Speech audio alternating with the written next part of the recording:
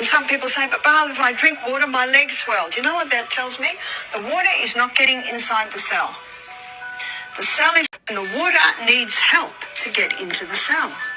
So how do we help the water get into the cell? There are 4 vital elements needed for life.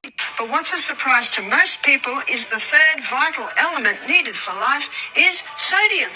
It's interesting to talk about edema and then recommend increasing the consumption of sodium. So let's first talk about edema. Essentially, we have 3 compartments where water can be stored. Intracellularly, inside of our cells, within the bloodstream, and within the interstitial fluid, which is the fluid surrounding all of our cells. When it comes to electrolytes, wherever they go, water will follow. So if electrolytes go into our cells, more water will be extracted into our cells. If electrolytes go into this interstitial fluid, more fluid will be pulled into the interstitial space. Edema is caused by an excessive amount of water pulled into the interstitial space, which induces this puffy, bloated, and waterlogged-like appearance.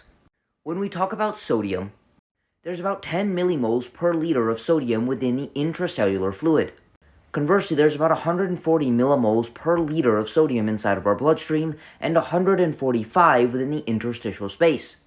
And our body fights to keep this ratio even as our sodium consumption and retention increases.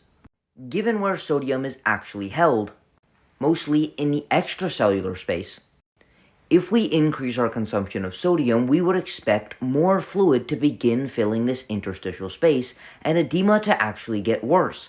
And this is supported by our clinical recommendations. Because edema is caused by the accumulation of sodium within the extracellular fluid, sodium restriction actually appears to be favorable for edema. And in fact, dietary salt intake is positively associated with leg edema, as well as the need to urinate during the night, indicating that sodium restriction can actually reduce symptoms of leg edema and what is referred to as nocturnal polyuria, or the frequent urination during the nighttime. The main intracellular electrolyte is potassium, and it does appear that potassium restriction is associated with an increase in blood pressure and volume expansion in that interstitial space.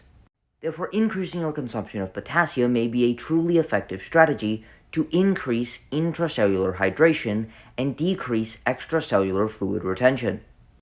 With that being said, if you would like an individualized approach to nutrition and lifestyle to optimize your health, energy, and body composition, send me a DM to sign up for coaching.